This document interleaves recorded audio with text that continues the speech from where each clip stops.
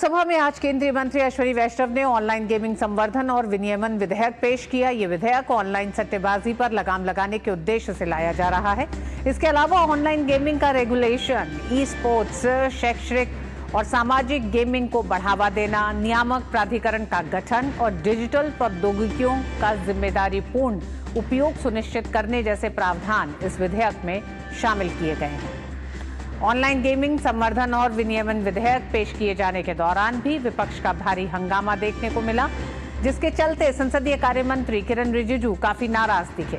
उन्होंने विपक्ष के रवैये पर नाराजगी जाहिर करते हुए कहा कि विपक्ष सदन की कार्रवाई को चलने नहीं दे रहा है, जिससे समय का दुरुपयोग हो रहा है। बार बार समझाने के बाद भी जब विपक्ष का हंगामा नहीं रुका तो लोकसभा की कार्रवाई दोपहर 2 बजे तक के लिए स्थगित कर दी गई।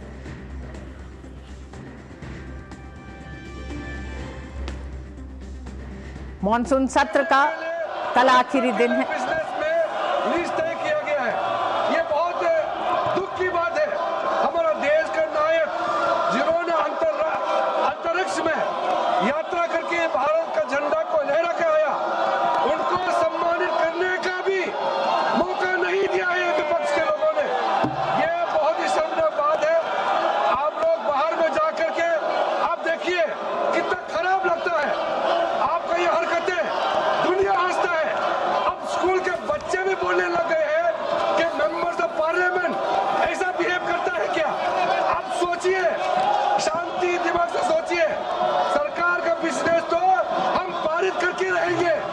देश का हक में, समाज का हक में जो काम हमको करना है, देश के लोगों ने दायित्व दिया है, हम काम करेंगे।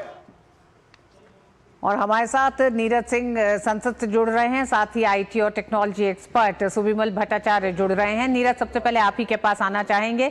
आज जिस समय केंद्रीय मंत्री अश्विनी वैष्णव ने इस बिल को रखा, उस समय भी जोरदार हंगामा विपक्ष का था, जिस पर नाराजगी केंद्रीय संसदीय कार्य मंत्री ने जताई और उन्होंने कहा कि विपक्ष नहीं चाहता है कि जनता से जुड़े मुद्दों को या उनसे जुड़े तमाम विधेयकों को लेकर सरकार सदन में पास करे या उस पर चर्चा हो। देखिए, बिल्कुल सही बात है। और आप देखें कि ये कोई पहला मौका नहीं है। लगातार आप देखें कि जब से सत्र की शुरुआत हुई है और जो विपक्ष है वो लगातार इस तरह के हंगामे कर रहा है। देश हित के तमाम मुद्दे हैं, देश हित के तमाम विषय हैं जिन पर चर्चा कराई जाने की ज़रूरत है और तमाम बिल हैं जिनको पास किए जाने की ज़रूरत है। आज जिस ऑनलाइन जो वोटिंग को लेकर जो बिल संसद में पेश किया गया है, लोकसभा में पेश किया गया है, वो आप समझें कि कितना महत्वपूर्ण है। क्योंकि इससे पहले ऋतु जी, आपने देखा होगा कि महादेव सट्टा ऐप का नाम सामने आया था और किस तरीके से महादेव सट्टा ऐप ने हजारों परिवारों की जो जिंदगियां हैं वो बर्बाद कर दी थी। बड़े बड़े सेलिब्रिटी उस महादेव सट्टा ऐप के प्रचार में लगे हुए थे। महादेव सट्टा ऐप के जो कर्ता धर्ता और जो मालिक थे, दुबई में जब उन्होंने पार्टी दी थी, बॉलीवुड की तमाम हस्तियों को इनवाइट किया था और जो आम लोग थे, गरीब लोग थे, वो इस चकाचौंध में फंसकर अपनी ना केवल जो गाड़ी कमाई है उसको गवा बैठे, बल्कि कई सारे लोगों ने सुसाइड भी कर लिया। आप देखें कि जिस तरीके से ऑनलाइन जो बैटिंग ऐप हैं वो विदेशों से संचालित होते हैं, यहाँ की भोली भाली जनता उसमें पैसे लगाती है। कई बार वो पहले से ऑलरेडी फिक्स होते हैं और वो एक बड़ी रकम विदेशों में चली जाती है। भारत में उस रकम का पता नहीं लगता और उस रकम का प्रयोग कई बार आपराधिक प्रवृत्ति के जो लोग हैं वो उस रकम का प्रयोग करते हैं। हवाला के थ्रू दूसरे देशों से होते हुए जो टेरर फाइनेंस जैसे तमाम इश्यूज हैं, उनमें उस रकम का जो प्रयोग है वो किया जाता है। आतंकवादियों तक वो इस तरह की जो रकम है वो पहुंचती है। इस तरह के तमाम खुलासे भी हुए थे जब जांच हुई थी और इस तरह के तमाम मामले आए थे। अब सरकार ये बिल लेकर आ रही है और निश्चित तौर पर ऑनलाइन जो बैटिंग है, जो सट्टेबाजी है, उस पर रोक लगेगी। आप देखें कि अगर कोई भी सेलिब्रिटी इस तरह का प्रचार करेगा, उसे 2 साल तक की सज़ा और 50 लाख का जुर्माना है वो देना पड़ेगा। इसके साथ साथ ही कोई भी अगर ऑनलाइन बैटिंग अगर संचालित करेगा तो 3 साल की सज़ा और 1 करोड़ तक का जुर्माना उसको देना पड़ेगा और दोबारा से अगर वो इसी तरह का अपराध करता है तो जो सज़ा है वो कड़ी हो जाएगी। तो आप समझें, सरकार का ये कहना है कि ई स्पोर्ट्स बढ़े, सोशल स्तर पर ई स्पोर्ट्स में किसी तरह की कोई दिक्कत नहीं है, लेकिन जो अवैध तरीके से सट्टेबाजी की जाती है, अवैध तरीके से जो पैसा लगाया जाता है और उसके कारण जो तमाम लोगों की ज़िंदगियां बर्बाद होती हैं, तमाम लोगों को परेशानी होती है, वो अब नहीं होने दी जाएगी। और बड़े बड़े सेलिब्रिटियों को लाकर जिस तरीके से जनता को आकर्षित करने का जो प्रयास किया जाता है, तो वो अब नहीं हो सकता है। सरकार इस पर बिल लेकर आ रही है और जो लोकसभा में इंट्रोड्यूस हो गया है, और जैसे ही बिल पास होगा निश्चित तौर पर ऑनलाइन अवैध तरीके से जो वेटिंग होती है, जिसमें पैसा लगाया जाता है, उस पर लगाम लगेगी। और न केवल जो आम जनता है उसको एक राहत मिलेगी, बल्कि हम ये कह सकते हैं कि जिन लोगों ने इस तरह का कारोबार संचालित कर रखा है और पैसे को देश से बाहर भेजते हैं, उन पर भी आने वाले समय में लगाम लगेगी। ऋतु जी। ठीक नीरज, आप हमारे साथ नीरज बने रहिएगा। सुबिमल भट्टाचार्य जी हैं, IT और टेक्नोलॉजी एक्सपर्ट है, वो भी हमारे साथ बने हुए हैं। सुबिमल जी, नीरज जिस तरह से बता रहे हैं, क्या आप ये मानते हैं, क्योंकि विपक्ष का तर्क ये है कि इसमें रेगुलेशन की जरूरत है, ऑनलाइन गेमिंग की बैनिंग की ज़रूरत शायद नहीं है, रेगुलेशन की ज़रूरत है, क्योंकि इस पूरे गेमिंग और इस पूरे सेक्टर से जुड़े तमाम ऐसे रेवेन्यू है जो सरकार को मिलता है और बहुत सारी चीज़ों पे असर होगा। जब आप दबाव में किस चीज़ों को बंद करेंगे तो उसके एक तरह से दूसरे तरीके होंगे जिसमें जनता फिर उन गेमिंग को इख्तियार करेगी, तो वो और बड़ा नुकसान होगा। क्या कहेंगे आप? देखिए, मुनाफा आना और रेवेन्यू आना एक बात है, और जो ओवरऑल एक होलिस्टिक अप्रोच से जिस तरीका से सरकार ने इस बिल को लाया है, वो सोचना और बहुत जरूरत है। हालांकि इंडिया में 45 करोड़ लोग इस वक्त गेमिंग के साथ जुड़े हुए हैं, और बहुत सारे जो गवर्नमेंट जिसके ऊपर नजर डाल रहा है इस बिल के माध्यम से, वो है मनी रिलेटेड जो गेम्स होते हैं। सो मनी रिलेटेड गेम जिस तरीका से एक गैम्बलिंग का रूप और पिछले कुछ महीनों में देखा गया है, जिस तरीका से लोगों को आकर्षण करता है इसमें, और बहुत सारे अनवांटेड एलिमेंट्स भी इसमें जोड़ जाते हैं। तो मुझे लगता है कि जो कदम लिया गया है कि ओवरऑल एक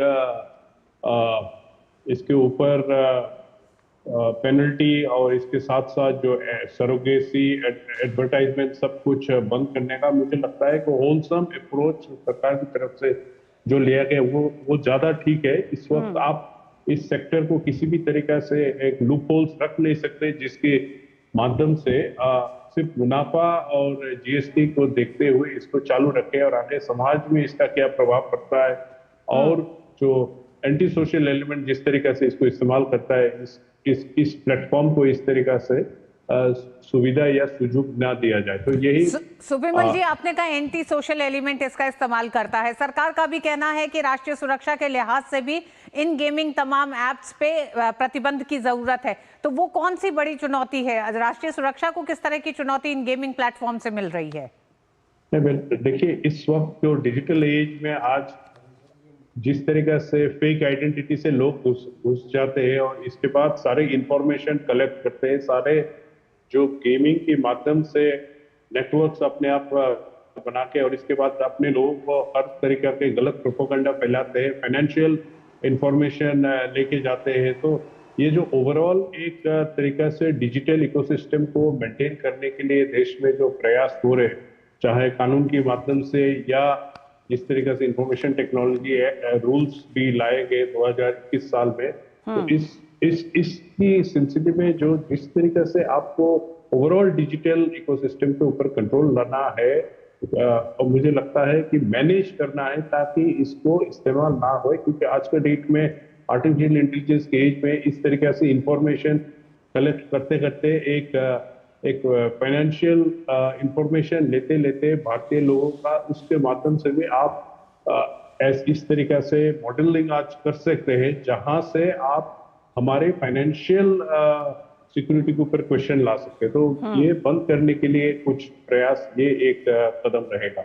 जी, अजय हमारे साथ जुड़े हुए हैं। अजय, हालांकि तर्क कहें या फिर सरकार का पक्ष कहें कि राष्ट्रीय सुरक्षा को लेकर खतरा और जिस तरह से युवा पूरा एक तरह से ऑनलाइन गेमिंग को लेके भ्रामक हो रहा है, उसे रोकने के लिए ये बड़ा कदम, ये बड़ा बिल लेके आया जा रहा है। लेकिन इतनी तेजी से मॉनसून सत्र 2 दिन में कल खत्म हो रहा है, कैबिनेट से पास होके आज लेके आया गया। हम जानते हैं पूरा मॉनसून सत्र एक तरह से विपक्ष के हंगामे की भेंट चढ़ता दिखाई दिया है। ऐसे में ये जो जरूरत है, अर्जेंसी है, वो क्या बताती है?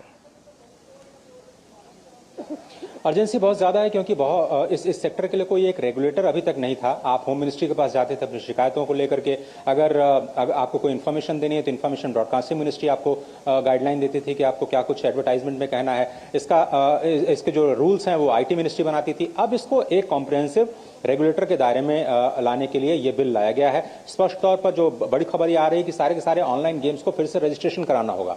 उसके बाद सरकार ये तय करेगी कि ये ई स्पोर्ट्स के कैटेगरी में आते हैं या फिर ऑनलाइन बेटिंग की कैटेगरी में आते हैं। तो ऑब्वियसली जो लोग रजिस्ट्रेशन कराएंगे और उसी लेवल पे बहुत सारे लोग छट जाएंगे जो कि ऑनलाइन बेटिंग करने की कोशिश करते हैं। और जितने स्ट्रिंजेंट प्रोविजन किए गए हैं और ये भी कहा गया है कि जो कंपनी जिसको बढ़ावा देंगी, किसी भी तरह के ऑनलाइन ऐप या गेमिंग ऐप का इस्तेमाल करेंगे या बनाने की कोशिश करेंगी, उनके डायरेक्टर्स को भी और जो उनके अधिकारी अगर ड्यू डिलिजेंस प्रूव नहीं कर पाते हैं तो उनके खिलाफ कार्रवाई की जाएगी। यानी सर्वोच्च स्तर पर इसकी जिम्मेदारी तय की जाती है इस बिल के द्वारा। और यही उम्मीद की जाती है कि ये जो घटनाएं लगातार बढ़ रही हैं जिसमें फाइनेंशियल लॉस, और मैं आपको रिकॉर्ड बता सकता हूं कि जीएसटी काउंसिल की मीटिंग में भी शायद ये तय हो सकता है कि इस पर 40% के इसको टैक्स के दायरे में लाया जाए। जीएसटी में ही एक ऑफ रिकॉर्ड ब्रीफिंग में ये कहा गया कि किसी बहुत बड़े मंत्री के पोते ने उनका क्रेडिट कार्ड ले लिया और 50 रुपए का गेम खरीदा, लेकिन उसने जितने गेम खेले उससे 50 रुपए से वो राशि बहुत ज्यादा बढ़ करके कई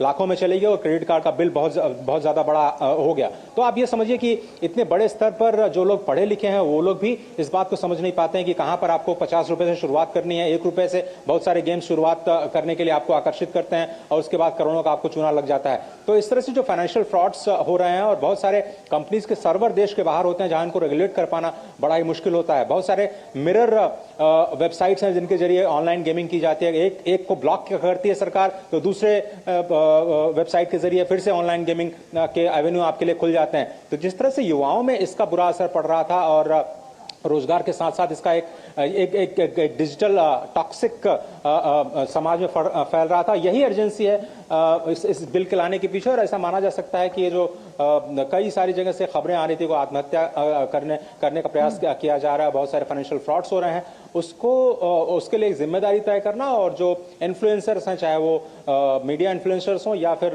जो सेलिब्रिटीज हों, वो भी अपनी जिम्मेदारी समझें और इस तरह के गेम्स को बढ़ावा न दें, उसके लिए लेकर के ये बिल लाया गया है। जी अजय, इसी बात पे जो सांसद हैं कार्ति चिदम्बरम, उनका तर्क ये है कि जो भी इससे रेवेन्यू आ रहा है या फिर इस तरह के रेगुलेशन चाहिए, लेकिन कुछ गेमिंग पे प्रतिबंध कहीं ऐसा ना हो कि युवाओं को और भटकाए।